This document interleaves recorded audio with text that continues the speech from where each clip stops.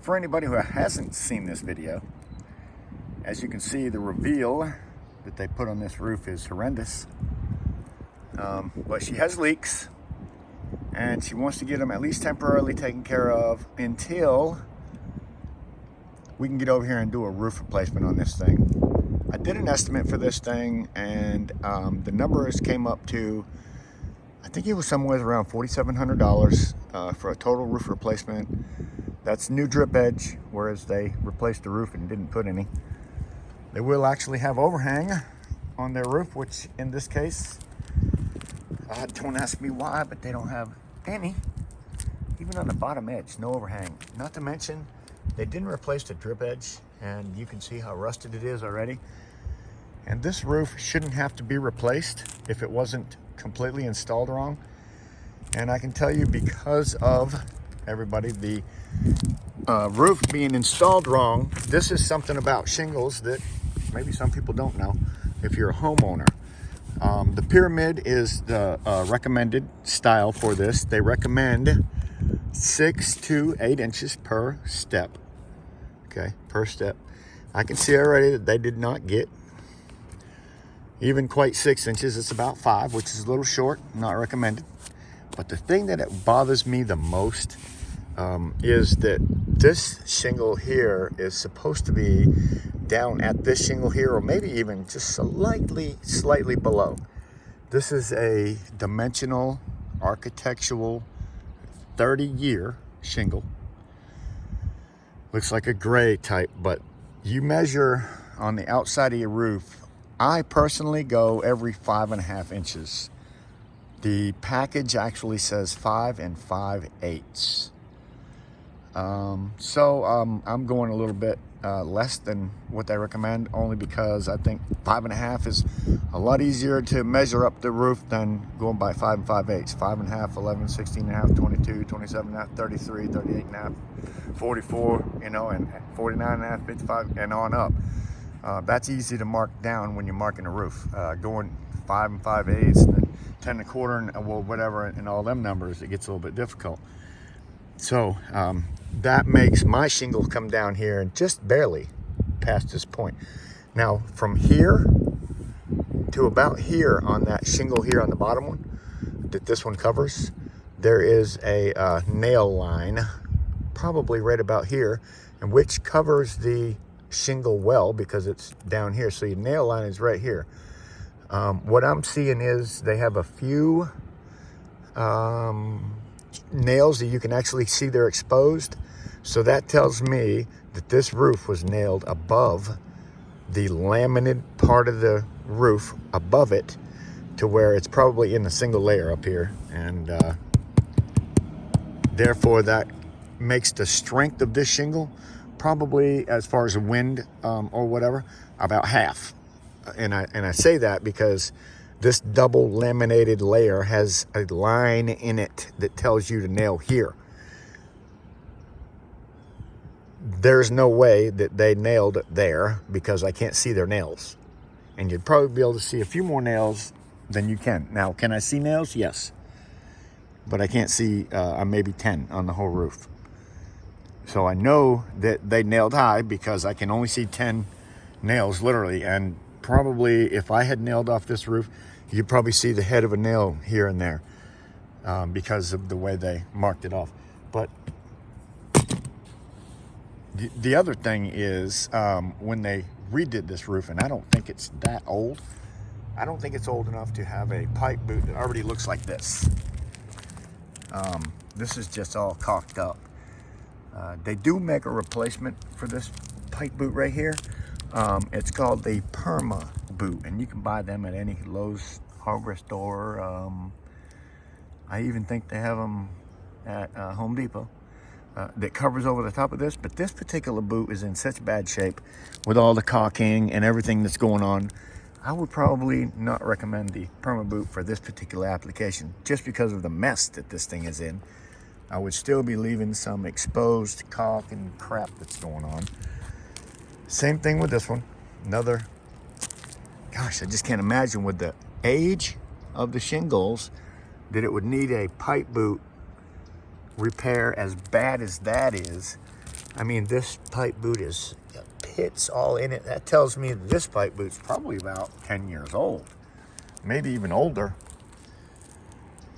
I'm not 100% sure that that pipe boot was done with this roof, because I'm not sure how old this roof is. But I just don't love it. I don't love it. They got caulking around this thing. These things are called no caulk pipe boot or something like this. Let me say no caulk flashing. Okay, no caulk flashing. So all this caulking is on there for an unknown reason, except for the fact that this shingle ran too low. It probably should have been started on this one, although it wouldn't even be there, so we don't know where it would have been if the thing had been run properly. Not to mention, I try to always, or should I say never,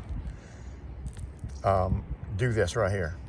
Have a gap in my shingles behind the pipe boot. It's just not recommended. Not to mention that that pipe boot is ran completely wrong. This one would be more to right if they hadn't had all that caulking all over it. You want to have the bottom of that pipe boot exposed. And it does say on here, no caulk flashing, which means you don't have to put caulking on it.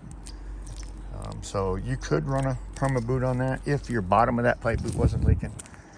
I don't like a whole bunch of caulking on the bottom of your pipe boot. If you have to do that, then there's probably a problem. You know, just the fact that they look at the reveal on that thing right there. Yeah, that is. Let's see. That's about 3. That's right at about 6 inch with no overhang. So what happens right here when water hits this piece of drip edge? All right, what happens when water hits that piece of drip edge? It's going under the shingles. So that is totally improper. Whoever did this roof with no overhang whatsoever, and you can actually, to the point that you can actually see the drip edge on the top side looking down, that is terrible, terrible, terrible, terrible. It's just, you don't do it. Look at this. They did that everywhere on the sides. You can see the drip edge from the top side. This shingle should hang past here 1 inch. Now that is according to North Carolina. It could be different in Maine or in the New England states where they have snow that could break them off. See, in Maine, what they're gonna do is run a piece of bituthane across here, and they have all different kind of names for it. Peel and seal, bituthane, whatever. And it's gonna be glued, basically, because it has a sticky side to the top of your drip edge out here, and go in 3 feet. But that's for a frost and stuff like that. We don't have frost here, but we do have high winds, and we don't want water to be able to go in the side like that. So I've been on this roof already. I showed you. You can see down there how crooked it is right here. So they didn't pop any lines. They just kind of randomly, literally randomly ran these shingles.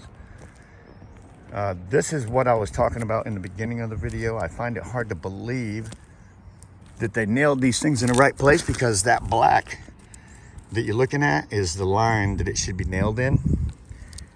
And I think it's a duration shingle, because I'm pretty sure that I'm seeing that piece of plastic that you would see on a duration shingle. Yeah, I'm almost positive this is a duration, which is a 30-year architectural shingle. But it is supposed to be ran on 5.5 inches. 5.5. This is what I was talking about earlier, where we do have some exposed nails. This is one of several that I remember seeing when I was here the first time. But people, see that exposure, what that ends up giving you? See? If this shingle was all the way down here where it belongs, you wouldn't see any of that black. And that black is the where the shingles are supposed to stick together at. It's where the bonding is, to keep them from being able to blow off. I'm not sure why that piece is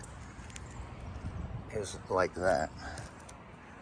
I'm not sure, but again, You can see where they, number one, they didn't line up their shingles. You can see that they're offset from each other. Offset from each other. So they didn't pop lines, or they wouldn't have the offsets like they have. Anyway, it's just another example of poor roofing. I just wanted to give you a little bit more detail about it. Yeah, see, in Maine, this might be okay, but because they have the bitchethane or the peel and seal that goes all the way back through here, 3 feet on their edge, that makes them okay. North Carolina, that's not okay. You have to have overhang out here an inch so that the water comes past your drip edge, because you do have felt paper, but it's not stuck to the drip edge itself. Like the peel and seal will stick to the drip edge and water does not go under it. Felt paper or synthetic felt, black felt, doesn't matter which one you're using, on the bottom is supposed to overlap your drip edge, but unless you go around caulking that thing, it's never stuck. Therefore, you can get water back. But with that little inch out here, helps water from being able to get to the drip edge. Not to mention, it would have been nice if they had changed the drip edge, because as you can see, and this is another big problem. God, I just seen this first time. Look at the dip right here. And look at that drip edge is rusted. They have to have a water intrusion somewhere here. And I say that because of that big dip that you're looking at right there. That's holding water. And if it's not holding the water, then it's going through, which is probably happening right there. Yeah. You don't ever want to have that dip in your shingles at the very bottom. What it does is it creates a trough right here. See that big trough? Water, especially when it's going slow, there's no way the water can go off of the edge, all right, because it's coming down real slow. When the water's running real hard, pushes it right off. When water's running slow and it's just trickling down the roof, it sits right here. And the roof is rotted. So there is rotten plywood right here.